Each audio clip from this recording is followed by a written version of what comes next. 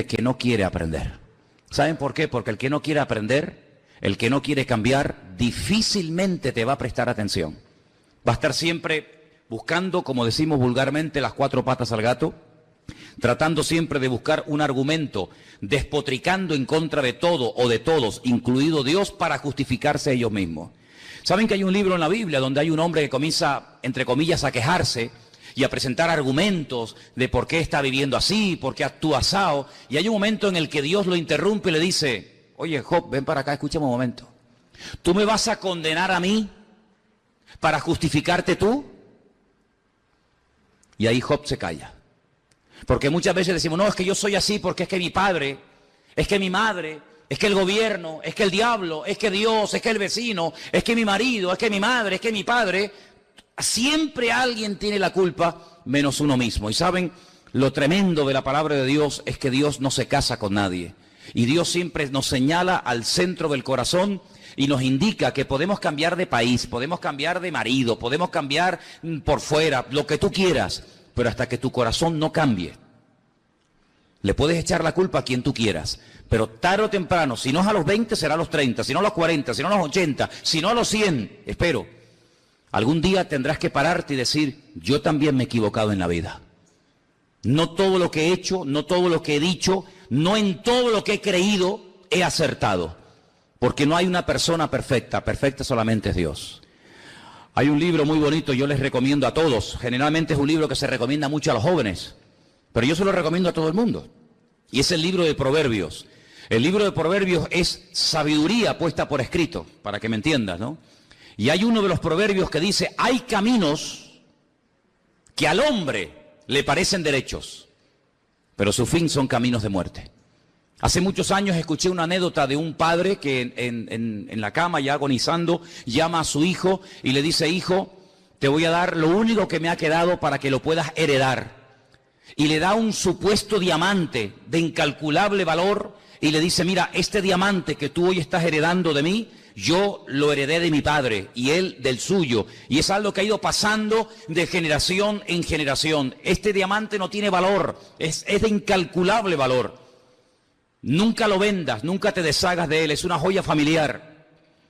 Bueno, el padre muere, pasan los años y el chico se ve en una terrible necesidad económica hasta el punto que tiene que recurrir a la venta del famoso diamante. Cuando llega un joyero, a un experto tasador de diamantes, lo observa, echa una carcajada y le dice: esto es falso, esto no vale nada. Le dijo: no me diga eso, mi padre me lo dio a mí, fue la herencia que mi padre me dio, y esto viene de generación en generación. Y el joyero dice: mire, yo no estoy cuestionando la herencia de su padre, ni la buena intención de sus antepasados, pero yo le vuelvo a repetir que esto no es un diamante. Esto es un cristal en forma de diamante, esto es falso, esto no es de verdad. El diamante no se rompe, y si quiere le hago la prueba. Y dice, y le hace así, ¡pam!, le pega un martillazo y se rompe el diamante en 20.000 pedazos. Conclusión, moraleja, estuvieron creyendo durante generaciones en algo falso, creyendo que era algo verdadero, hasta que llegó el momento de demostrarlo. ¿Saben que en cierto sentido a mí y a muchos de los que estamos aquí nos pasó lo mismo? ¿En cuántas cosas creímos durante años, creyendo que eso era lo auténtico, lo verdadero? ¡Qué suerte tuvimos de haber nacido en el país en el que nacimos y de haber recibido la herencia espiritual o religiosa de nuestros antepasados! Porque era un honor creer en aquello. Y cuando comenzamos a comprobar las tradiciones, nuestras creencias a la luz del manual de la Biblia, nos llevamos las manos a la cabeza y dijimos: Dios mío, bendito sea tu nombre.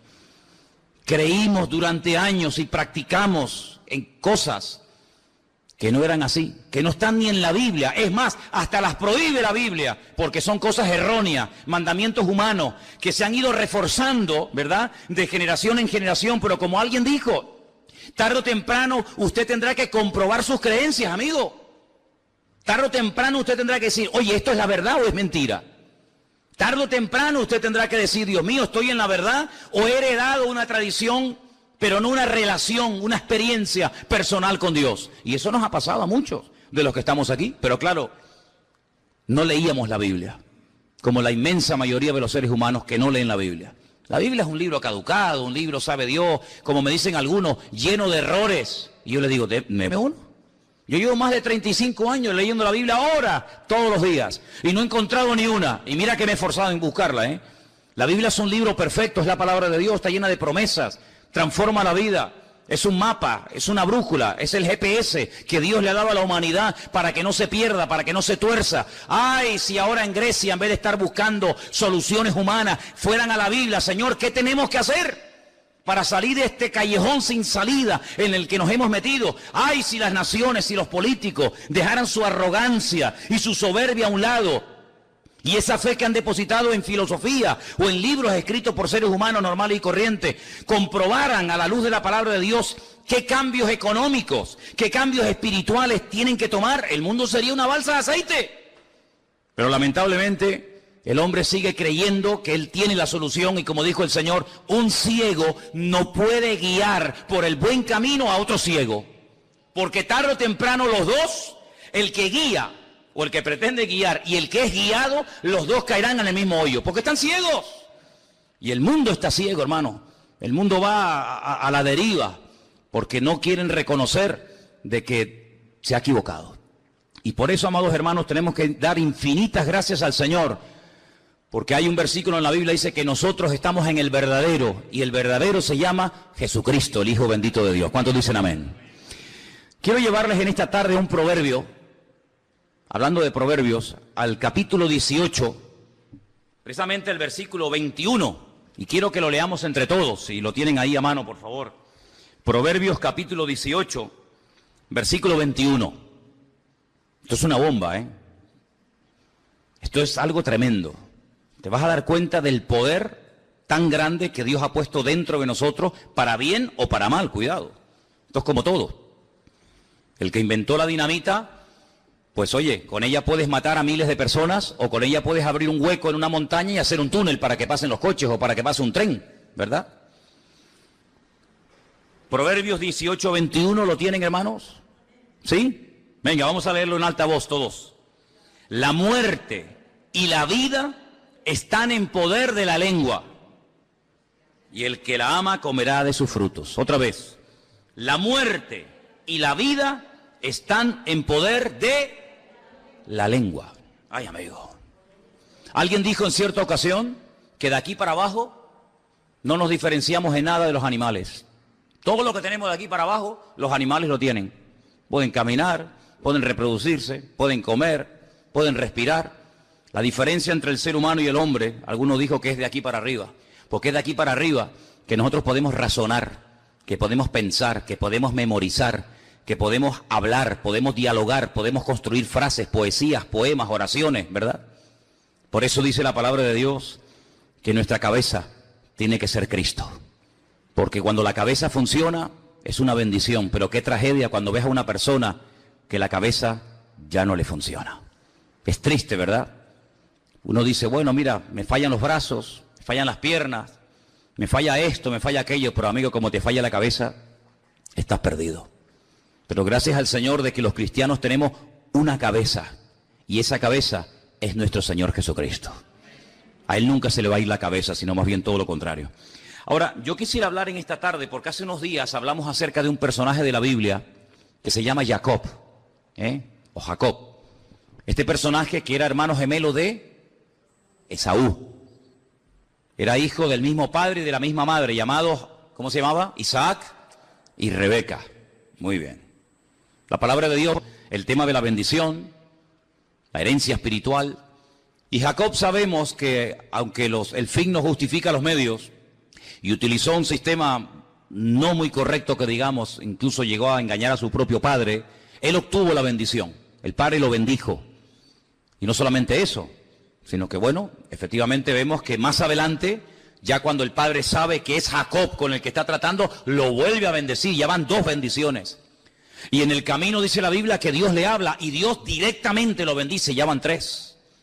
Y la Biblia nos enseña que cuando regresa del exilio, de estar en la casa de Labán, de su suegro, más de 20 años, la Biblia dice que él pelea, ¿se acuerdan? Con un varón, con un ángel. Y dice la Biblia que le dice, no te suelto, no te dejo, hasta que no me bendigas, y lo bendijo. Y ya van 4, Y entonces uno se da cuenta de que en la vida de Jacob había un montón de bendiciones, como hay bendiciones en la vida de todos y cada uno de ustedes. Pero las bendiciones, una cosa es que tú las recibas y otra cosa es que tú te la apliques, que tú la actives en tu vida. Mira, cuando hemos entrado aquí, nosotros hemos tenido que darle a los interruptores, porque tenemos luz, pero hay que darle a un pequeño botón para que se enciendan todas estas luces que veis aquí esta tarde. Cuando tú vas al baño, ahí hay agua. No hay problema, no hay que ir con un cubo a 10 kilómetros y traer... No, ahí tenemos agua, pero usted tiene que hacer un pequeño movimiento con su mano y entonces lo que hay, usted lo saca a través del grifo. La bendición de Dios está sobre nuestras vidas, pero hay que activarlas, hay que usarlas. Y usted se va a dar cuenta de que según la circunstancia, según el momento y según el lugar, Jacob utilizaba una u otra bendición. La pregunta es, ¿creemos nosotros que la bendición de Dios está con nosotros? ¿Cuántos dicen amén? La Biblia nos enseña que Él ha cambiado toda maldición, todo desastre que hemos heredado, consciente o inconscientemente del pasado, lo ha tornado, lo ha cambiado en bendición. Pero no solamente hay que creerlo, sino hay que usar lo que uno tiene. Es como, por ejemplo, cuando usted va a clavar un cuadro y usted tiene que clavar un clavo. Usted tiene que utilizar un martillo. No, yo tengo un martillo en mi casa, pues vaya a buscarlo. Cuando usted quiere sacar un tornillo, tendrá que utilizar un destornillador. Cuando usted quiere hacer un agujero en la pared, tendrá que usarlo. Servirás. El diablo entonces le dejó, y aquí vinieron ángeles y le servían. El Señor Jesucristo podía haberse dado la vuelta, podía haberse marchado, pero no.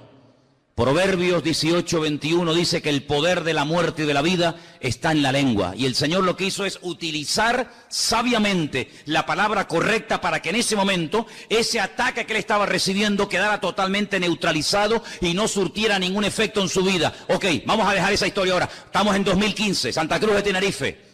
8 en punto de la tarde. Usted se pregunta, ¿y a mí para qué me cuenta este hombre todo esto? Porque usted también tiene problemas en su vida, ¿sí o no? Usted tiene dificultades económicas, físicas, laborales, matrimoniales, con los hijos, de no sé qué, de no sé cuánto. Muy bien, ¿qué hago entonces? ¿A dónde voy?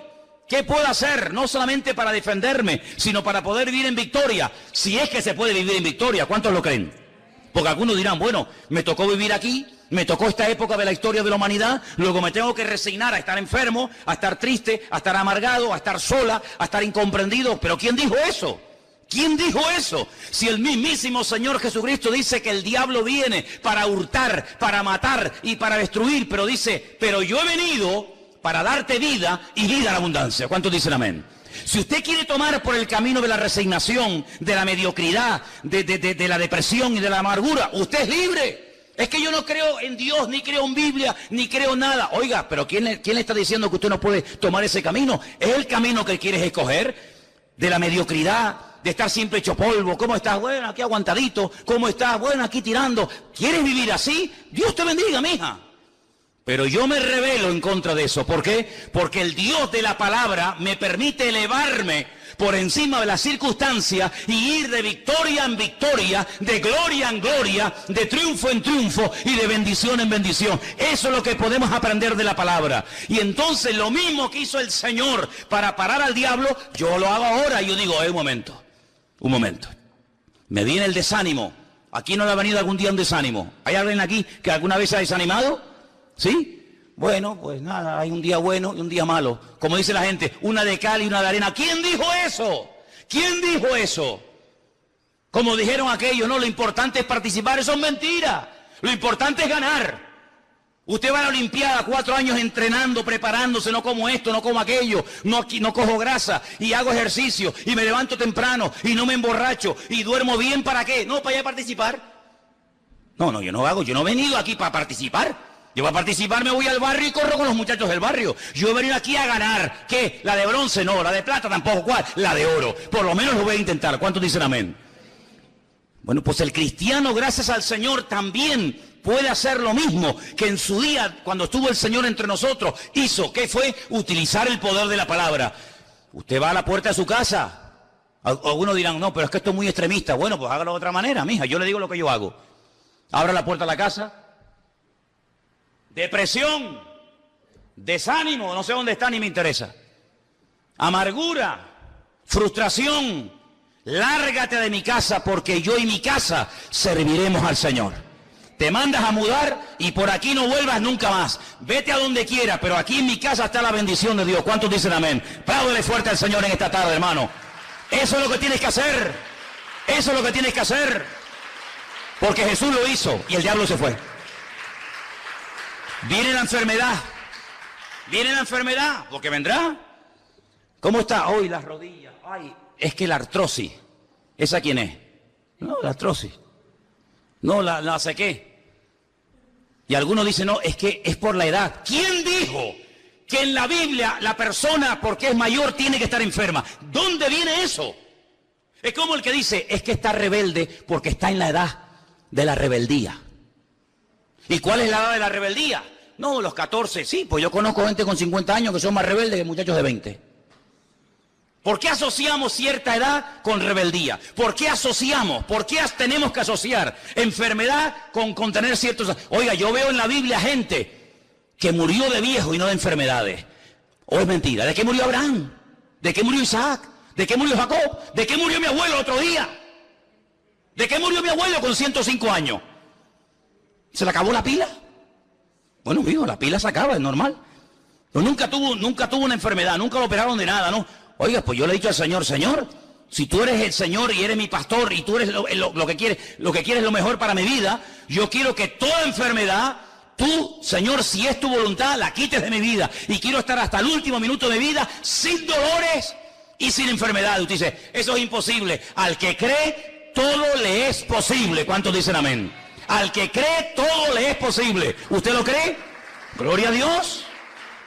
Gloria a Dios. No, es que la economía, es que está la cosa muy fea, no hay trabajo, no hay... Otra vez estamos con lo mismo, otra vez con lo mismo. Vamos a ver, usted se encuentra con un señor en la calle que no cree en Dios, que no se congrega en la iglesia, que no lee la palabra. Le pregunta, ¿cómo está? No, mal, fatal, uy, que el gobierno, que no sé qué, que el otro, que tal. Te encuentras con un cristiano, ¿tú cómo estás? Uy, fatal, porque... Y yo digo, oye, ¿qué diferencia hay entre este y este? ¿Cuál hay la diferencia? Que este va aquí a una iglesia llamada Centro Vida Nueva y el otro no va a ninguna o va a la iglesia católica. ¿Qué diferencia hay? Ninguna. ¿Cómo que ninguna? Me dijo. Siempre ha habido diferencia entre la cabeza y la cola, así que por haber nacido donde nací y por haber tenido la familia que tuve o que no tuve o la educación que tuve o que dejé de tener, yo seré en la vida un mediocre. De eso nada. La Biblia me dice que yo soy real sacerdocio, nación santa, pueblo adquirido por Dios, el cual me sacó de las tinieblas para anunciar las virtudes de aquel que me llamó. En otras palabras, ¿de dónde la mediocridad? De aquí, de la cabeza. Y les digo algo, hasta que usted no cambie su forma de pensar, usted no va a cambiar su forma de hablar. Y hasta que usted no cambie su forma de pensar y de hablar, usted no va a cambiar su forma de vivir. ¿Cuántos dicen amén? Entonces, comience a activar la bendición. ¿Qué bendición tenemos dentro? Bueno, vamos a leerla. Vamos a ir a Números. Vamos a ir a Números. El otro día se la dije. Vamos a repasarlo otra vez por si la han olvidado. Números capítulo 6. ¿Se la saben de memoria? Sí, el que dijo amén, que la diga. Se la saben de memoria, ¿verdad?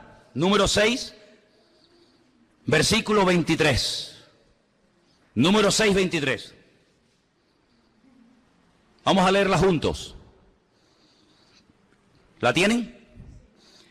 Habla a Aarón y a sus hijos. No les oigo. Habla a Aarón, no les oigo, Habla a Aarón y a sus hijos y diles: así bendeciréis a los hijos de Israel. Párate. Así bendeciréis. Esta es la fórmula. Así tienes que bendecir a tu marido cada día, a tu mujer, a tus hijos. Así. Léelo conmigo. En vez de Jehová, diga el Señor. Dígalo así. El Señor te bendiga y te guarde. El Señor haga resplandecer su rostro sobre ti y tenga de ti misericordia. El Señor alce su rostro sobre ti y ponga en ti paz. ¿Sois capaces de aprenderos esto de memoria? A ver, primera frase. El Señor te bendiga y te guarde. El Señor te bendiga y te guarde. Otra vez. El Señor te bendiga y te guarde. Otra vez. El Señor te bendiga y te guarde. Ya está. Segunda. El Señor haga resplandecer su rostro sobre ti. ¿Cuál era la primera? El Señor te bendiga y te guarde. Segunda. El Señor haga resplandecer su rostro sobre ti y tenga de ti misericordia. Tercera, el Señor alce su rostro sobre ti y ponga en ti paz. ¿Hay alguna cosa mala aquí en estos versículos que usted haya leído? Que todo te vaya mal, que vayas para atrás como el cangrejo, que pierdas el trabajo, la salud, la mujer, los hijos. ¿Hay algo negativo aquí? Oye, yo todo lo veo buenísimo. Que el Señor te bendiga. Dios, pues si el Señor me bendice, la bendición de Dios es la que enriquece el alma. El Señor te bendiga y te guarde. ¿De guarde de qué? Dígame algo que nos tiene que guardar el Señor. De lo malo, de la enfermedad, de tropiezos, de accidentes. Ah, amigo. Es decir, sí, de todas esas cosas negativas. Es decir, si el Señor me bendice, a continuación me va a guardar. Luego, aunque viva un santero encima de la puerta, arriba de mi casa, yo no le voy a tener miedo a él. Él me va a tener miedo a mí. No, es que todas las noches matan gallinas y echan sangre. A mí como si mata un elefante. Me tiene sin cuidado. ¿O no le metimos una paliza a todos los santeros cubanos que fueron a destruirnos la iglesia del Puerto de la Cruz? Salieron con el rabo entre las patas. ¿No se acuerdan ustedes o qué? Vamos a destruirte a ti, a tu mujer, a tu familia y a tu iglesia. Le dije, ¿a que no? Así le dije a aquel, ¿a que no? Te vas a ir aquí dividido y arruinado. Y todavía están corriendo. ¿Y saben dónde me lo encontré? En el aeropuerto de José San Martín, se llama, ¿no? El aeropuerto allá. Allí me lo encontré en Cuba. Fíjate a lo lejos que lo mandamos. Del Puerto de la Cruz lo mandamos para allá, para Cuba. Allí estaba. Ahí encuruñado, ahí pagando los dólares para poder salir del país. Arruinados se fueron, porque el Señor nos guarda del maligno, de los demonios, de las enfermedades, de las maldiciones. Me da igual, mataron gallina, mataron pollo, mataron pavo, pusieron velas negras, pusieron coco, un desperdicio. Al final, ¿para qué? Para nada. Porque el Señor nos guarda de todo peligro, de lo que conocemos y de lo que ignoramos. ¿Cuántos dicen amén? Hay gente mala que ora en contra de nuestros hijos, que ora en contra de la obra, que ora en contra de los pastores, en contra de los matrimonios, en contra de nuestra salud. Da igual, que hagan lo que quieran. El Señor me protege y me guarda. Dice Salmo, en paz me acostaré, asimismo dormiré, porque solo tú, Señor, me hace vivir confiado. ¿Cuántos dicen amén? ¿Miedo de quién? ¿De quién tiene usted miedo? ¿Miedo de qué? Seguimos. El Señor haga resplandecer su rostro sobre ti. Es decir, que si el Señor resplandece su rostro sobre mí, voy a estar siempre en luz. Nunca voy a estar en oscuridad, en tinieblas, asustado. Olvídese de eso. Que tenga misericordia el Señor. Que alce su rostro sobre ti y te conceda la paz. Esta era la bendición que una vez al año todas las tribus de Israel tenían que ir a Jerusalén, para que cuando salía el sumo sacerdote de la presencia del Señor, extendiera sus manos sobre el pueblo, y allí estaba la gente con los ojos cerrados, inclinados, y allí decía el Señor, decía el sacerdote, Yeberejeja Adonai Bishmereja, Yair Adonai Panaj Aleja Bijuneca, Yisá Adonai Panaj Aleja Beyaseleja Shalom. Y con esa bendición se iban hasta el año que viene, tranquilos, seguros. Allí vivía el filisteo, allí el amorreo, allí el cananeo, allí el jebuseo. No caía ni una hoja de un árbol.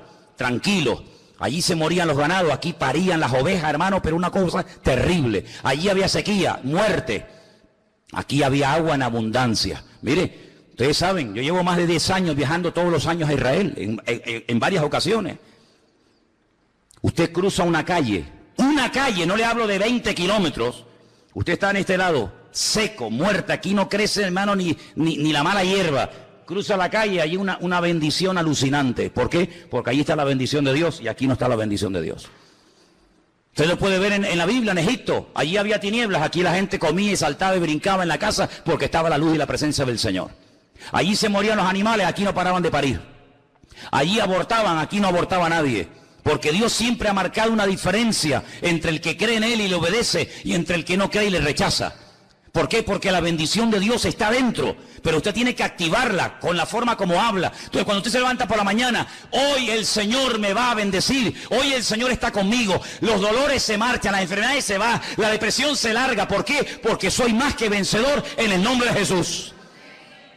Ahora una cosa, pero esto funciona, inténtelo, pruébelo. Es que yo no creo en eso, yo tampoco creía.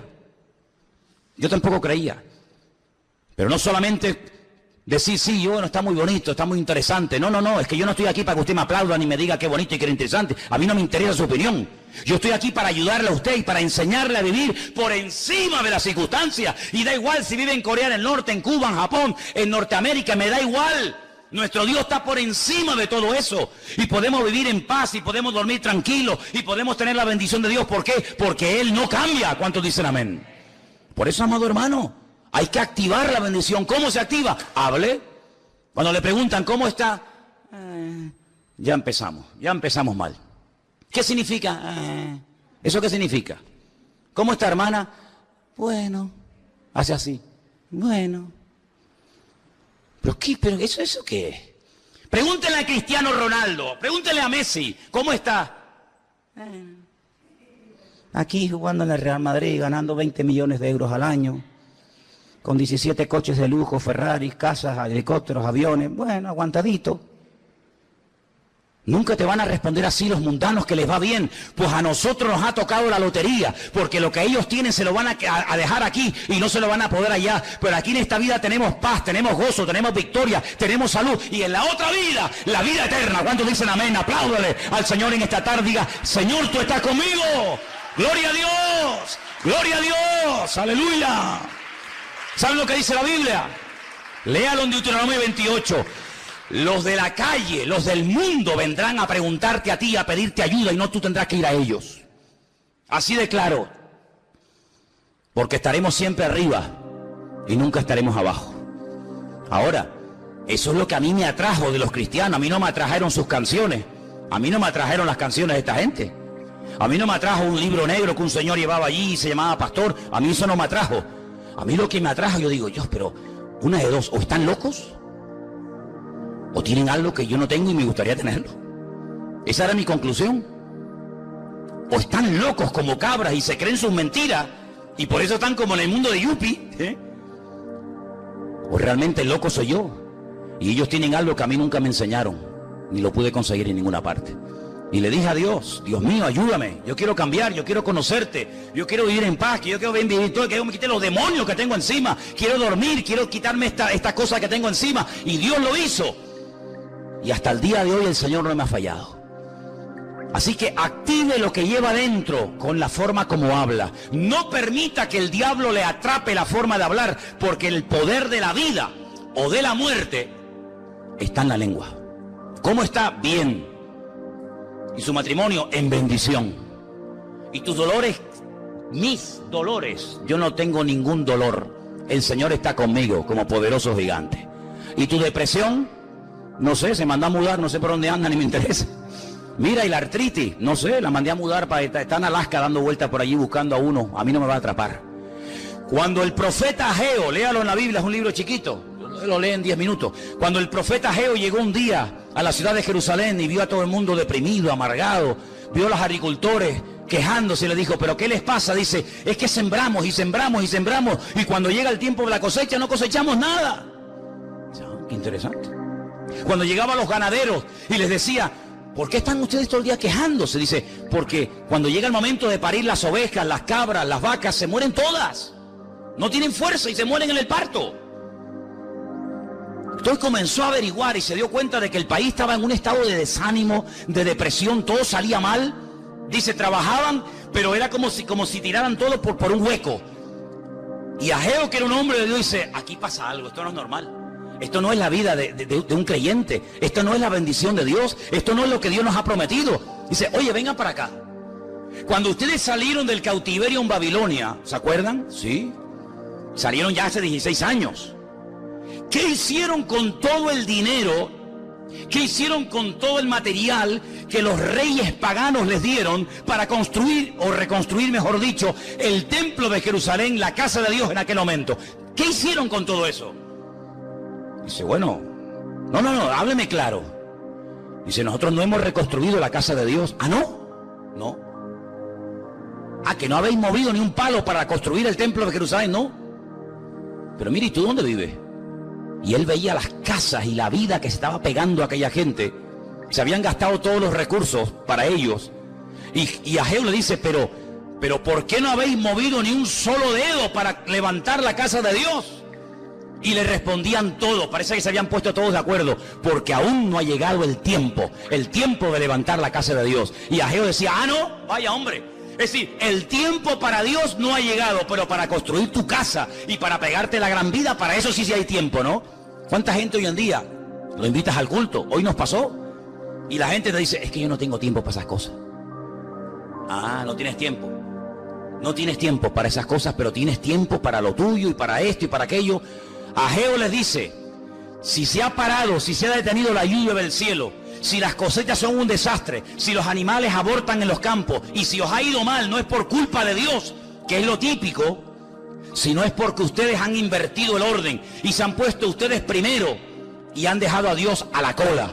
Háganlo al revés, inténtenlo, dedíquenle tiempo a Dios. Suban al monte, cortan madera, comiencen a construir la casa de Dios. Y algunos decían, sí, pero la casa, el templo que le vamos a construir a Dios no se va a comparar con aquel maravilloso templo que Salomón construyó en su época. Y el profeta le decía, sí, pero no se preocupen, el tema no está en el tamaño del templo, sino que el Señor les dice hoy a ustedes, la gloria postrera de esta casa será mayor que la primera. Y entonces el profeta Ageo lo que está tratando de enseñarle al pueblo en aquel tiempo era, tienen que cambiar el chip, mi hermano, tienen que cambiar la forma de pensar, la forma de hablar, porque el poder de la vida y de la muerte, ¿dónde está? ¿En el bolsillo? ¿En el banco? No, está en el poder de la lengua. Y ustedes están hablando negativamente y han traído al pueblo ruina, depresión, miseria y pobreza. Pero comiencen a dar gloria a Dios. Comiencen a bendecir el nombre del Señor, comiencen a cantar en medio de la tormenta, comiencen a alabar a Dios en medio de los problemas y ya verá cómo ese ambiente, esa atmósfera contaminada se transforma en tiempos de gloria y de bendición de Dios. ¿Cuántos dicen amén? Tenemos dos opciones. Sí, bueno, España está mal, ya no es lo que era, no hay trabajo, mira la juventud, mira no sé qué. Pero bueno, para eso no hay que ser muy listo para hablar así, pero es que a mí no me interesa eso. Yo no estoy aquí para ser parte de la masa y terminar hablando como ellos. Yo estoy aquí para decir que mi Dios es más poderoso que cualquier circunstancia negativa o cualquier problema. ¿Por qué? Porque vendrán contra nosotros, pero el que está en nosotros es mayor que el que viene contra nosotros. ¿Cuántos dicen amén? Hay un hombre en la Biblia que se llama Sama, casi un desconocido. Algunos dirán, nunca le he oído. No, ya, seguramente que no. Sama es un hombre que tiene un campo chiquitito de lentejas, un pequeño terreno que ha heredado de su familia. Él está trabajando un día en el campo, ve venir a los soldados y todos los agricultores, todos los compañeros salen corriendo y Sama se queda allí, saca la espada y se pone a pelear y le dicen, pero ¿cómo es posible que tú te hayas jugado la vida por un pequeño terreno insignificante lleno de lentejas? Dice, porque este es el terreno que Dios me ha dado. Dice que se le quedó pegada la espada en la mano, formaba parte el brazo de la espada o la espada del brazo. En otras palabras, lo que Dios te ha dado, defiéndalo, no tires la toalla, no te rindas. Ese hijo no lo entregues a la muerte, ese matrimonio, ese cuerpo que Dios te dio, pelea, activa la bendición de Dios. No te resignes diciendo, bueno, ahora esto es lo que me ha tocado. No, ¿cómo que lo que me ha tocado?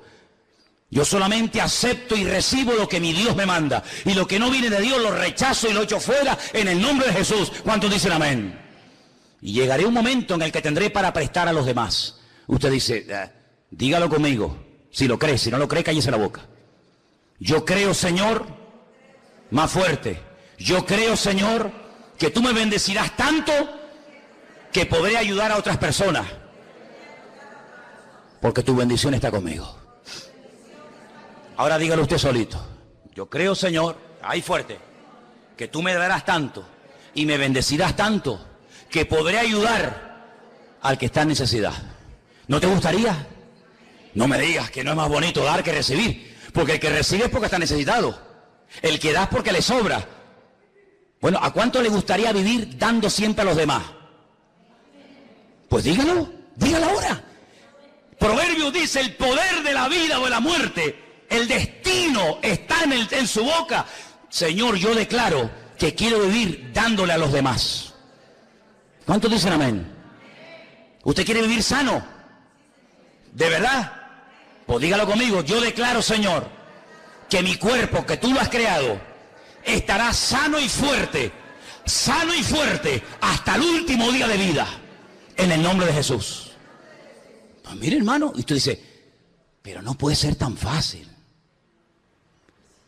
Por eso la gente no se lo cree, porque es muy fácil. Y por eso la gente hace locuras, y usted ve que se crucifican, y que se dan con un látigo, y van caminando por acá, porque parece que lo difícil, lo duro, lo que tiene que pagar un precio una persona, es lo verdadero y lo fácil. Pero claro, déjeme que le diga algo, nos resulta tan fácil porque la parte difícil, la parte dura, ya la hizo Él. ¿Cuántos dicen amén? Si quieren hacemos al revés. Ustedes son crucificados, ustedes son torturados, ustedes son apaleados. Pero el Señor dijo no, déjenme la parte difícil a mí y yo les dejo a ustedes la parte fácil. Pero somos tan cabezones y tan orgullosos que ni siquiera a veces la parte fácil estamos dispuestos a hacerla. Active la bendición de Dios en su vida. Leía estos días algo muy interesante. Imagínense un negocio que para que usted gane algo de dinero tiene que invertir mucho. ¿Es un buen negocio invertir mucho para ganar poco? Yo no conozco a nadie que diga, voy a invertir 10.000 euros para ganar 500. Permítame, usted es un naval. ¿No es un buen negocio invertir 500 y ganar 10.000? ¿Sí o no? Ah, amigo. La gente trabaja 12 horas diarias para ganar algo poquito.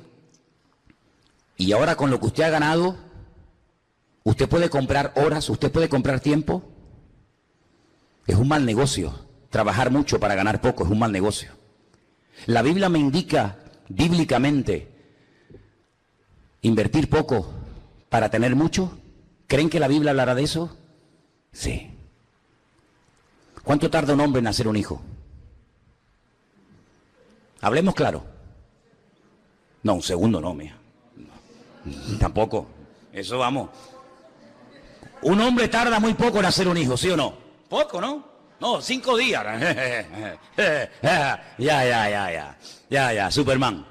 Un hombre tarda muy poco en hacer un hijo. ¿Y una mujer cuánto tarda en hacer un hijo? 9 meses.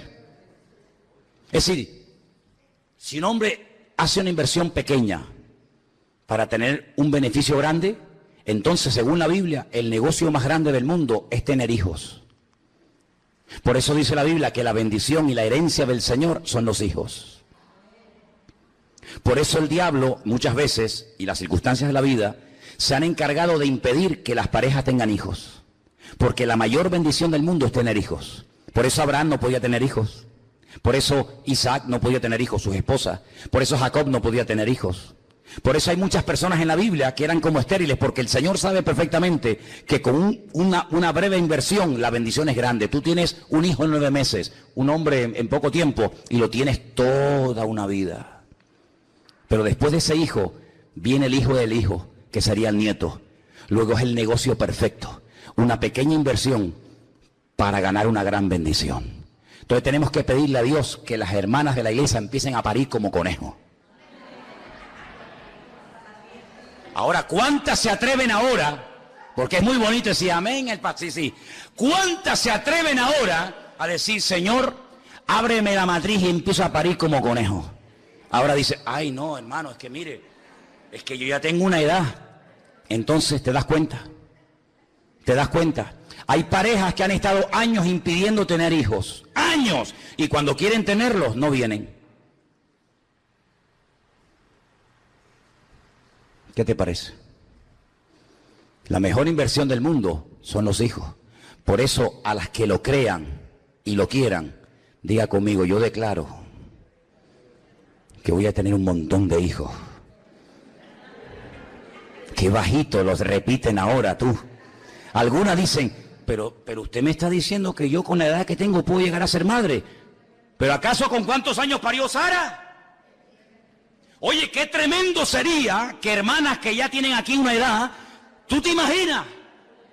Vendría la televisión, vendría la prensa, vendría la radio diciendo, en esa iglesia las mujeres de 70, 80 años están pariendo. Eso fue lo que pasó en los días de Abraham, que la gente decía, oye, ¿tú has oído? ¿El qué? Hay un viejo allí, en el desierto, se llama Abraham, tiene 100 años, ¿y qué? Y la mujer tiene 90, es estéril. Y dio a luz un hijo. Y se convertían la gente un montón y venían a la tienda de Abraham a decir cómo. Y él era un momento que aprovechaba para dar testimonio.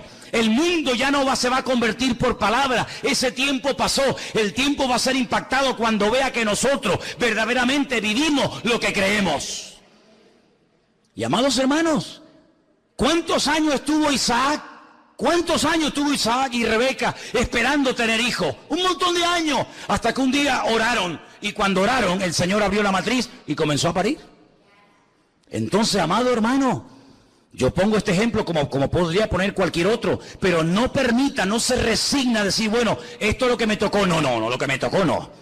Mi Dios es un Dios productivo, mi Dios es un Dios de salud, mi Dios es un Dios de paz, mi Dios es un Dios de prosperidad. No, pero es que yo siempre he vivido de una forma mediocre. Pues rebélese en contra de eso, caramba. Rebélese en contra de eso. Porque la bendición de Dios es tuya, no es algo que es una lotería. Bueno, a mí no me tocó, a él sí le tocó. No. La Biblia dice en el libro de los Hechos que en la iglesia primitiva no había ningún necesitado. Pero bueno, serían poquitos, no me digas. No me digas poquito. Mire, empezaron con 120. Un día predica Pedro, se convierte en 3.000 personas. A los pocos días se convierte en 5.000. ¿Cuántos van ya? 8.120, que eran poquitos. Dice, y no había ningún necesitado entre ellos. En una masa de 8.000 no había ningún necesitado. Pues no. ¿Y cómo puede ser que en una iglesia de 40 haya tantos necesitados? Y en una masa de 8.000 no hay ningún necesitado. Algo así aquella gente que tenemos que comenzar a hacer nosotros, y es activar la bendición de Dios. Mi familia va a ser una familia bendecida, mis hijos los más bendecidos del mundo, mi cuerpo un cuerpo sano. Hermano, yo digo una cosa, esto tiene dos opciones, o lo creo o no lo creo, no hay término medio. Bueno, no sé, bueno, usted decide hoy. Mi obligación es compartir la palabra, darle la enseñanza, esa es mi obligación. La suya, aceptarla o rechazarla. Usted está en su pleno derecho, pero yo y mi casa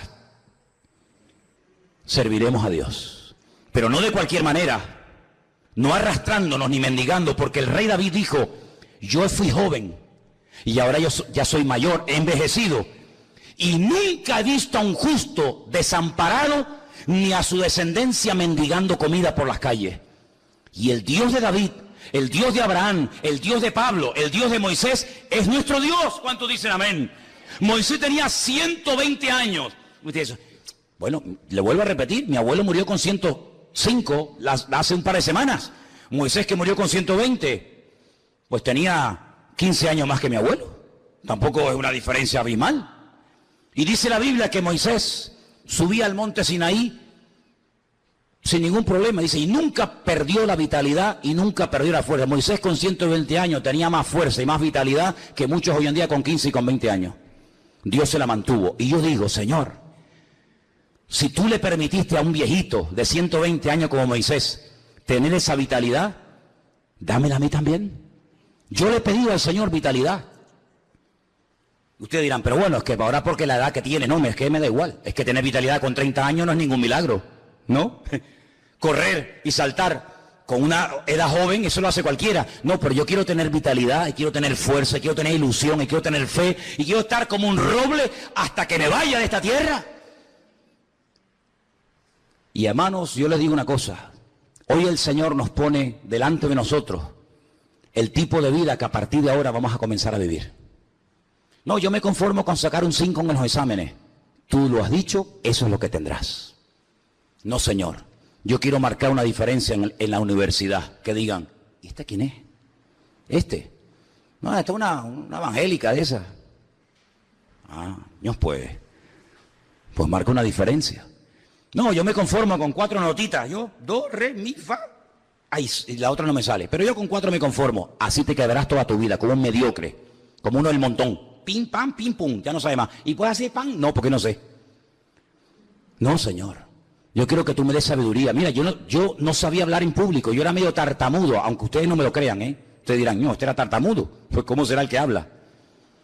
Yo le dije al Señor, a mí me da vergüenza hablar en público. No me gusta estar rodeado de gente. Prefiero estar siempre solo, a mi aire. Pero claro, Dios me hizo pastor y tú imagínate. Y le dije, pues si tú quieres que sea pastor, enséñame a hablar. Enséñame a compartir. Dame la gracia de poder compartir tu palabra, porque encima tengo que hablar de algo que ignoraba. Señor, enséñame a tocar la guitarra. Señor, enséñame a hablar inglés. La palabra del Señor, lo siguiente. Presten atención a lo que dice ahí nuestro Dios. Jueces 11:40. Y se hizo costumbre en Israel que de año en año fuesen las doncellas de Israel a endechar a la hija de Jefté, Gaaladita, 4 días en el año. Fíjense la palabra costumbre. Se hizo costumbre, no era costumbre hasta ese tiempo. Antes nadie se iba 4 días por el campo, por el monte, a llorar, a endechar a la hija de nadie. Pero ocurrió algo, ustedes conocen que Jefté hizo un juramento que fue una auténtica locura, y fue la de presentar a su hija en sacrificio al Señor. Y entonces dice la palabra de Dios que a partir de ese día se convirtió en una costumbre en Israel que las jóvenes, que las chicas se fueran por los campos llorando, endechando, lamentándose de lo que le había ocurrido a la hija de Jefté. ¿Era un mandamiento bíblico? ¿Era algo que Moisés enseñó al pueblo de Israel en el desierto? No. Sino que se hizo costumbre. Empezaron un año y otro año, una generación y otra generación, hasta que aquello se convirtió en una costumbre.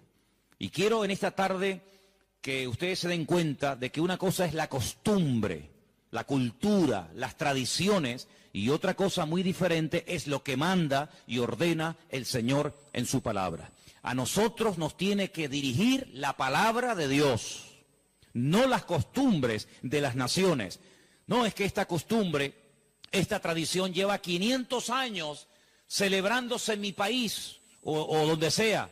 Bueno, los años que se llevan celebrando las costumbres, cualquiera que sean, no le dan credibilidad a la costumbre.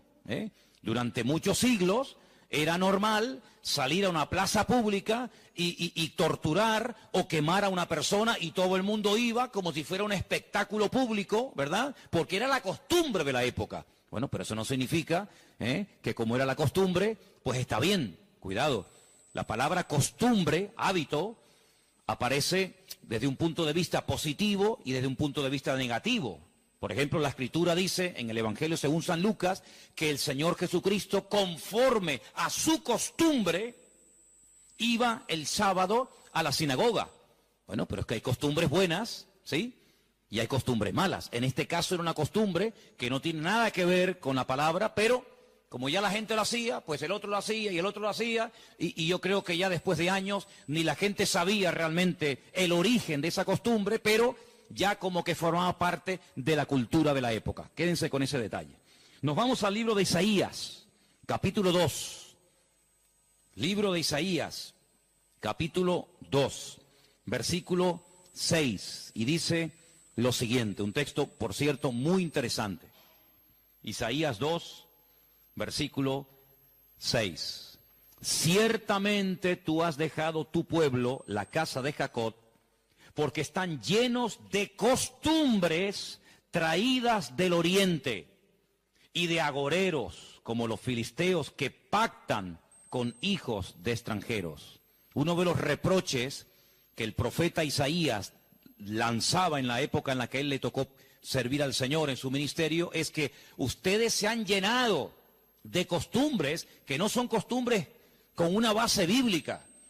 No son costumbres basados en un mandamiento de la Escritura, sino en costumbres, como dice aquí, importadas, traídas de Oriente, que no tienen nada que ver con ustedes. Por ejemplo, aquí en España, país en el que vivimos, pues se ha metido con una fuerza tremenda una fiesta, que era una costumbre de pueblos paganos, dicho sea de paso, que se ha celebrado hace poco, la famosa fiesta de Halloween, y tú estudias la historia de nuestros pueblos, aquí hay hermanos de otros países de Latinoamérica, y Halloween no tiene absolutamente nada que ver con la cultura latina, absolutamente. Halloween no tiene nada que ver ni con Argentina, ni Uruguay, ni Venezuela, ni Cuba, ni España, son costumbres importadas, costumbres que no tienen nada que ver con nuestra cultura, pero a base de repetirlas y practicarlas un año y otro año, como que ya forman parte de una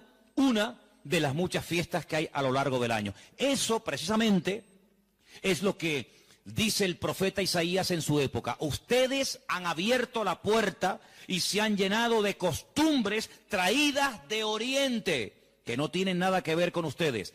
Y dicho sea de paso, la mayoría de esas costumbres traídas de Oriente eran costumbres paganas, costumbres que no tenían absolutamente nada que ver con la palabra del Señor. Vamos a avanzar. Libro de Jeremías, capítulo 10. Jeremías, el capítulo 10, leemos lo siguiente, versículo 3. Jeremías 10, versículo 3. Miren qué texto tan interesante. Porque las costumbres de los pueblos son, ¿qué dice ahí? Vanidad. Vanidad de vanidades, decía el predicador. Las costumbres de los pueblos son vanidad. Y ahora habla acerca de la idolatría, que era una de las costumbres, no del pueblo de Dios, sino de los pueblos paganos. Ahí la palabra pueblos es la palabra goyim. La palabra goyim significa naciones. Cuando se habla de Israel, se menciona Israel, para que no haya género de duda. Pero cuando se habla de naciones paganas, naciones extranjeras, naciones, digamos, no adoradoras del Dios vivo y verdadero, se les llama goyim, se les llama naciones. Y en este caso dice, las costumbres de esas naciones, de esos pueblos, son todas absolutamente vanidades. Quédense con eso. Vamos a leer un versículo en Ezequiel, profeta Ezequiel, un libro que no sé por qué no se suele leer mucho, pero tiene textos y historias muy interesantes. En el capítulo 11 de Ezequiel, el capítulo 12, dice así: sabréis que yo soy el Señor, porque no habéis andado en mis estatutos, ni habéis obedecido mis decretos, sino que según las costumbres de las naciones que os rodean, habéis hecho. Las costumbres de las naciones que les rodean, esas son las que ustedes están practicando. No los estatutos, ni decretos, ni fiestas, ni celebraciones que nuestro Dios ha ordenado en su palabra, sino que todo lo contrario. Hay momentos, ustedes seguramente han leído esos pasajes, donde los profetas, tratando de convencer, de sacudir al pueblo de Israel, les decían, a ver, vamos a ver, díganme ustedes un pueblo, una nación que haya cambiado sus dioses, que hayan dejado sus idolatrías por nuestro Dios. Ninguno, ninguno. Los egipcios, mira que vieron milagros los egipcios, porque las famosas 10 plagas de Egipto eran milagros, eran demostraciones del poder de Dios, ¿sí o no? Totalmente. Dejaron los egipcios al convencerse de que sus dioses no servían para nada, que hicieron el ridículo. Dejaron los egipcios su idolatría para creer en el Dios de los hebreos, en el Dios de Moisés, ¿sí o no? Para nada. Es más, cuando salen de Egipto, ¿qué hace el faraón? Vamos a perseguirlos, vamos a atraparlos y llevarlos otra vez a Egipto para que sean nuestra mano de obra. No se convirtieron, no se arrepintieron. Y mira que vieron la gloria de Dios, un río lleno de sangre. Mano, eso es algo tremendo. Cruzaban la calle y allí la gente tenía luz y alegría y vida. Y a este lado, muerte, los animales se morían llenos de úlceras, llenos de llagas, miseria, pobreza, muerte. Oiga, aquí hay una diferencia. Esta gente pinta con sangre de cordero las puertas de la casa y no se muere nadie. Y nosotros, los poderosos egipcios, incluido el faraón, se mueren todos los primogénitos.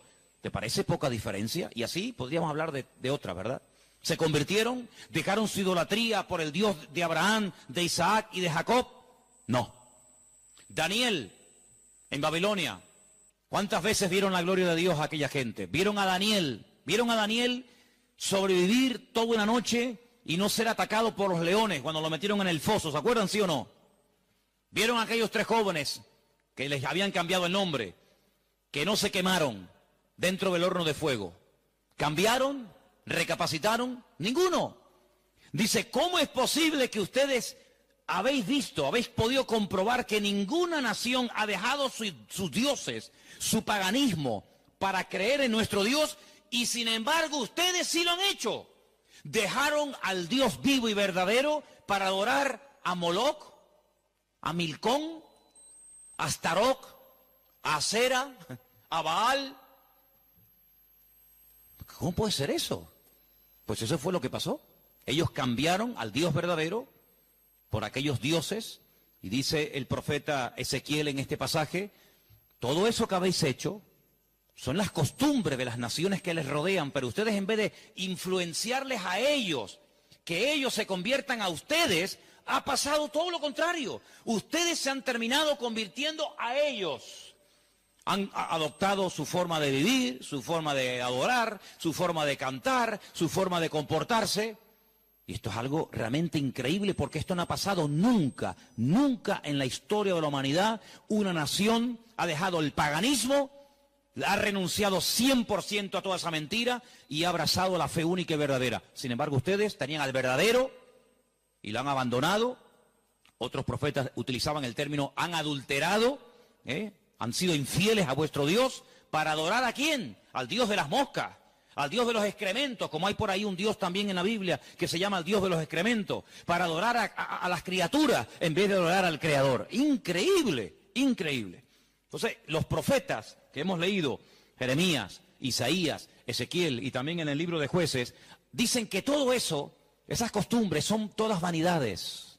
Y entonces nosotros, como creyentes, que hemos, como dice la Biblia, pasado de muerte a vida, cuando nos convertimos al Señor, cuando salimos de donde hemos salido cada uno, pues tenemos, con el paso del tiempo, que no solamente decirle al Señor, Dios mío, gracias por haberme salvado, gracias por haberme perdonado los pecados, sino que quiero también pedirte, quiero que me ilumines, porque a lo mejor de mi antigua vida, cuando yo no te conocía, cuando andaba en la ignorancia, cuando estaba en la idolatría, en las costumbres que practiqué yo y mi familia durante toda la vida, Señor, quiero que tú me ilumines, por si acaso todavía puede ser que en mi vida, en mi familia, en mi forma de hablar, de pensar, de vestirme, etcétera, etcétera, todavía quedar algo que no está bien, pero que como lo hace todo el mundo, pues no parece que sea tan malo. Porque si os dais cuenta, hermanos, hay cosas que se hacen hoy en día que están mal. Pero sin embargo, como las hace todo el mundo, no se ven mal. Por ejemplo, a mí una de las cosas que me llama la atención, cuando voy a lo mejor a algún supermercado, es que de un tiempo a esta parte, en la parte donde está todo lo que es los puros y los cigarrillos y todo esto, es increíble. ¿Os habéis dado cuenta lo que ponen como advertencia en las cajas de cigarrillos? El cigarrillo mata, el cigarrillo produce enfermedades pulmonares, cáncer y esto y lo otro. Pero ¿quién hoy en día iría por la calle poniéndole una multa a una persona por fumar? Nadie. ¿Por qué? Porque como lo hace todo el mundo, ya forma parte de una vida normal, pues no se ve tan mal. Pero cuidado, el que lo haga mucha gente no significa de que esté bien, ¿sí o no? Entonces puede ser que a lo mejor algunos de ustedes en algún momento se ha sentido, perdonen la expresión, como un bicho raro en su puesto de trabajo, con los amigos, con la familia, con los vecinos, ¿sí o no? Porque resulta que todo el mundo ve bien, pues ciertas y determinadas cosas que cuando vamos al manual, cuando vamos a la palabra de Dios, resulta que no solamente están mal, sino que incluso son pecado y abominación ante los ojos de Dios. Vaya usted a una manifestación de miles y miles y miles de personas a favor del aborto y párese en esa marcha y diga que el aborto es un crimen, que es un asesinato y que eso es una abominación delante de Dios. ¿Lo matan? ¿Sí o no? ¿Lo matan? Párese usted en una manifestación donde están llevando a una virgen, a un patrón, a un santo y diga, ¿pero qué estáis haciendo?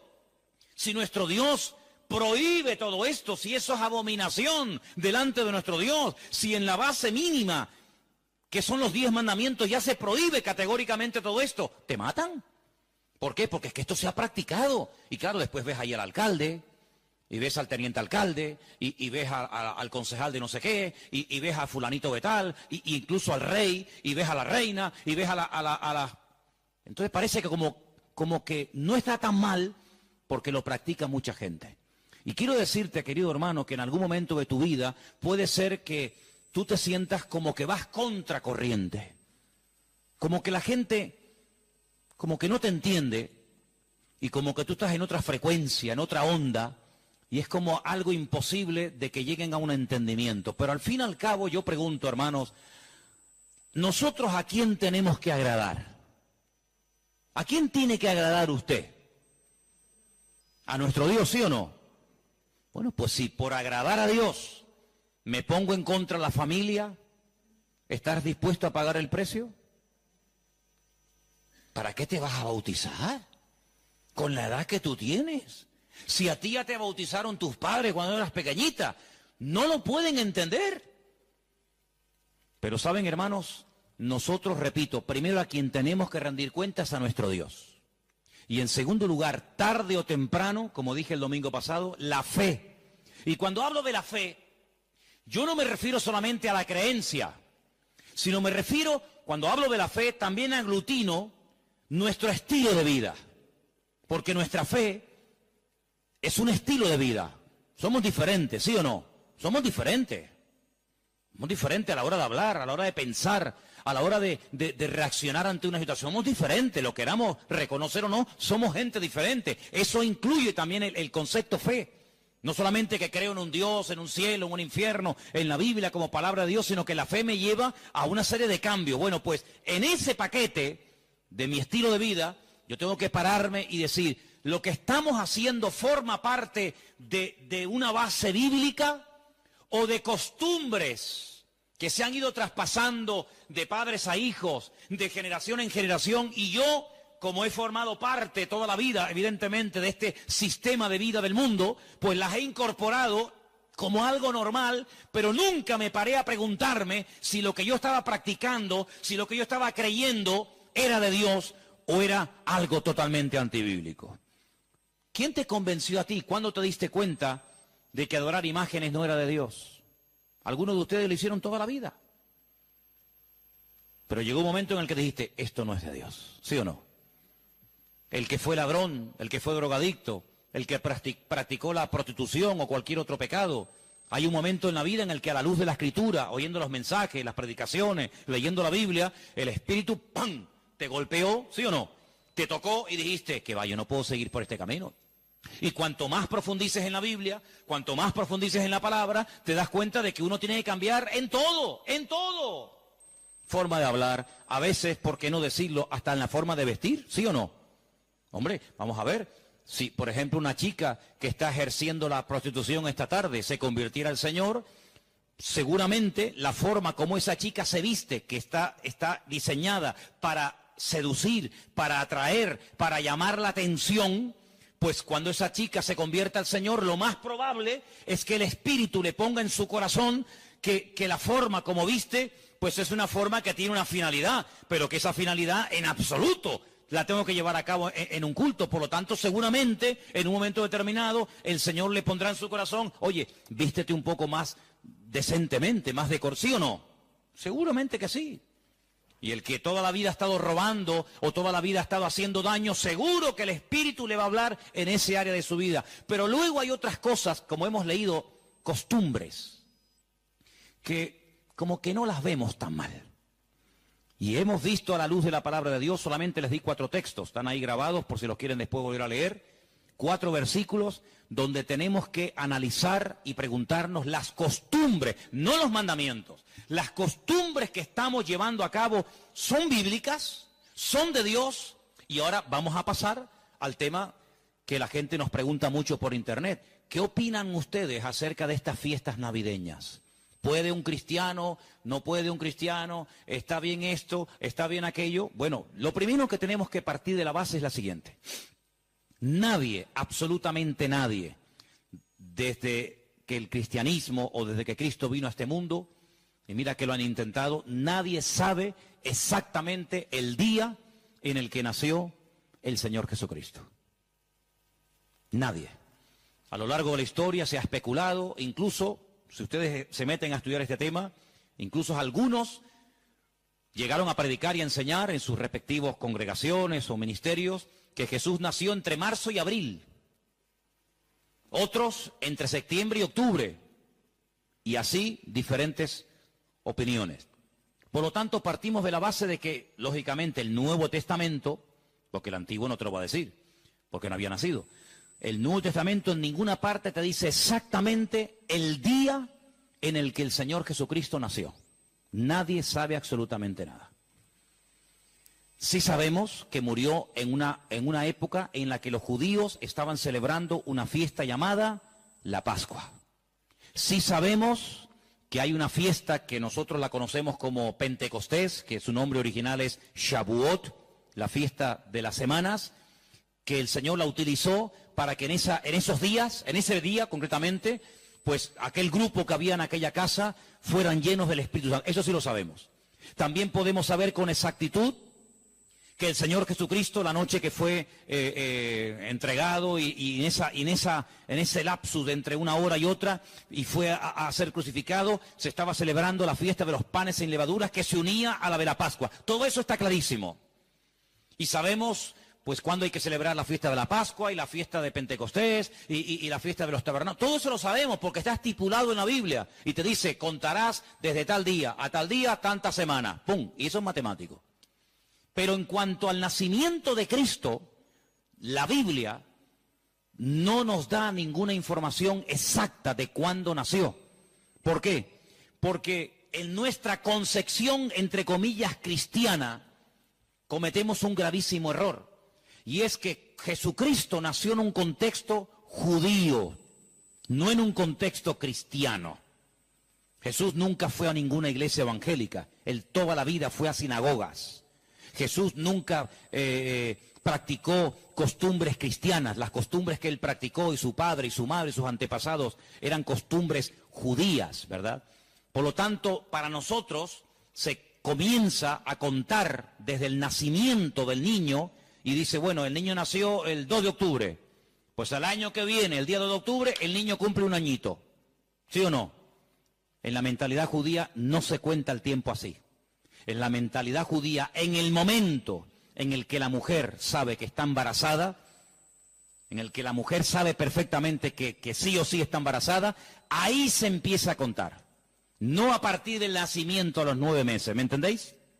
Por lo tanto, ya empezamos mal. Es como, por ejemplo, cuando nosotros decimos, bueno, ahora mismo aquí en Tenerife tenemos las 8 en punto de la noche. A las 12:01 será día viernes.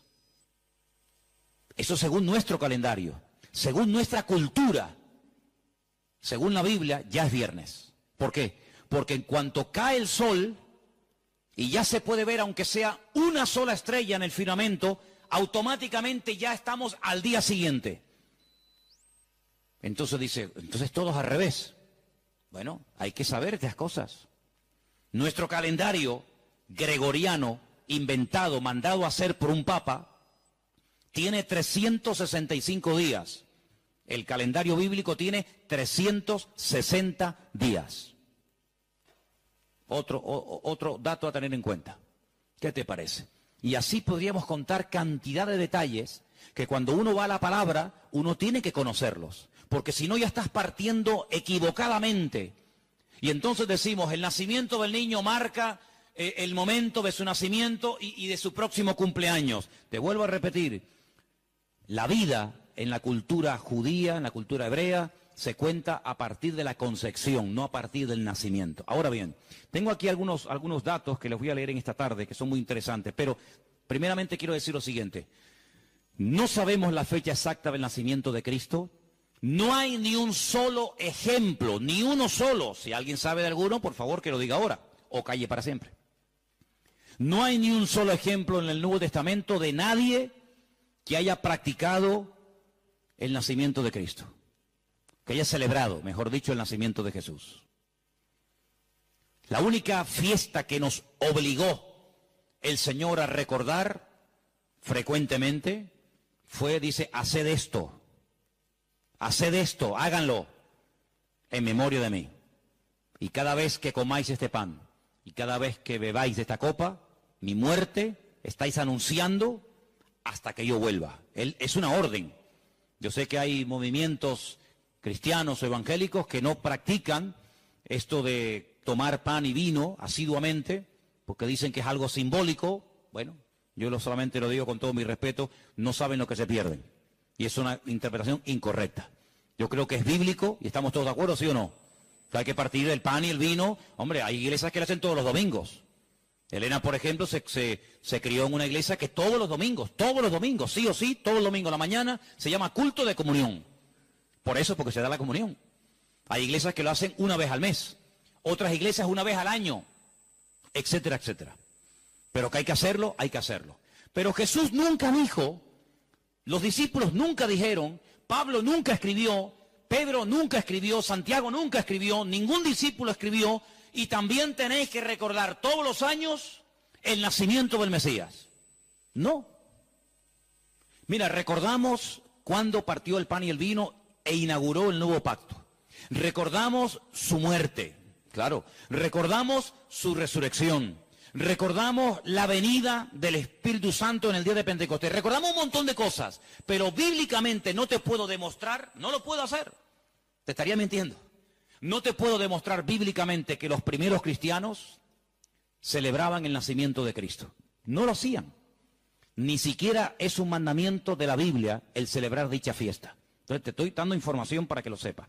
La fecha exacta del nacimiento de Cristo no se encuentra registrada en el Nuevo Testamento. Ahora, el famoso día 25 de diciembre ha sido un día que en el mundo pagano, en el mundo greco-romano, ustedes saben que estaban los babilónicos, luego vinieron los medos persas, a continuación los griegos y después los romanos. El Antiguo Testamento, lo que llamamos vulgarmente Antiguo Testamento, termina con el imperio medo-persa. Pero cuando empezamos a leer el Nuevo Testamento, nos encontramos a los romanos. Y tú dices, ¿pero y los griegos? ¿Ves? La Biblia no te da información sobre los griegos. Pero entre el Antiguo y el Nuevo Testamento, que hay 400 años de silencio, ¿sabían eso, no? Nuestro Antiguo Testamento, ¿cuál es el último libro del Antiguo Testamento según nuestra Biblia? Malaquías. Pero cuando tú vas a una Biblia hebrea, tú te das cuenta que el último libro del Antiguo Testamento no es Malaquías, es Segunda de Crónicas. Da igual, el orden no altera los factores, ¿no? Sea uno, sea otro, son exactamente lo mismo, aunque el orden es diferente. Pero cuando se termina de escribir, cuando el último profeta del Antiguo Testamento terminó su mensaje, supongamos que fuera Malaquías, hasta que encontramos al siguiente profeta predicando. ¿Y quién fue el siguiente profeta entre el Antiguo y el Nuevo predicando? ¿Quién fue? Juan el Bautista. Hay 400 años de silencio. No hubieron profeta entre Malaquías y Juan el Bautista. ¿Y cómo se guiaba la gente? Por la palabra. Ahí estaba todo escrito, todo comprimido, todo condensado, y fue un tiempo de silencio, de palabra profética, pero la palabra ya estaba escrita. Luego la gente querían palabra, vayan a la palabra, valga la redundancia. Vayan a la escritura y ahí encuentran todo. Bien. Entonces cuando vamos a estudiar la palabra de Dios, nos encontramos que ese imperio que no aparece en el Antiguo Testamento, que son los griegos, que aparece en esos famosos libros que yo he recomendado muchas veces que lean, Primera y Segunda de Macabeos, que son la familia de los Macab, que significa martillo en hebreo. Los macabeos son los que martillaban, los que machacaban. Y en estos días en Israel se está celebrando una fiesta que no tiene una base, vamos a decir, bíblica, sino es un mandamiento bíblico el cumplirla, vaya, pero que es una fiesta que en estos días ya se está celebrando, y les voy a demostrar que Cristo la celebraba, aunque no era mandamiento, Él la celebraba, y es una fiesta que se llama la fiesta de Hanukkah. Y por eso ustedes cuando van a Israel van a encontrar que hay dos modelos de candelabro diferente. Está el famoso menorá, que tiene 7 brazos, y después se encuentran la Hanukkía. Menorá es el de 7, Hanukkía es el de 9. Y tú dices, ¿qué diferencia hay entre uno de 7 y uno de 9? Bueno, te lo voy a decir. El candelabro de 7, la menorá, era el que se utilizaba primeramente en el tabernáculo y después en el templo, pues para iluminar. No había luz eléctrica, no había un interruptor y se encendía la luz, sino que se ponía aceite, ¿verdad? Se iluminaba para que el sacerdote pudiera moverse y pudiera ministrar en el templo, ¿verdad? Ya dimos en su día una explicación de que el primer versículo, quédense con este dato, el primer versículo de los primeros 5 libros de la Biblia, Génesis 1.1, Éxodo 1.1, Números 1.1, Levítico 1.1 y Deuteronomio 1.1 nos explican todo lo que tiene el menorá. ¿Cuántas palabras tiene en hebreo el primer versículo de Génesis? 7 brazos. Otra característica de la menorá la encontramos en Éxodo 1.1 y así sucesivamente, pero no voy a entrar en detalles acerca de eso. Pero en la época de los seleucidas, en la época de los griegos, déjeme que les cuente algo de historia, que es bueno saberlo. Cuando Alejandro Magno muere, dicen que era homosexual, no dejó descendencia. Es el único imperio que pervive después de la muerte del emperador, pero no en sus hijos, sino en sus generales. Por eso Daniel, cuando está en Babilonia, dice que él vio a un leopardo con 4 cabezas. Y las 4 cabezas son los 4 generales que cuando Alejandro Magno muere, se reparten en 4 pedazos el mundo que había conquistado Alejandro Magno, ¿verdad? Uno de los trozos que se reparte tenía que ver con Israel. Y allí estaba el famoso Antíoco Epifanes, que era terrible, terrible. Ese fue el que se atrevió a meter a un cerdo dentro del lugar santísimo y sacrificarlo y de esa manera, humillar y avergonzar a Dios y en fin, tantas cosas, ¿no? Esa es la famosa abominación desoladora, la profanación.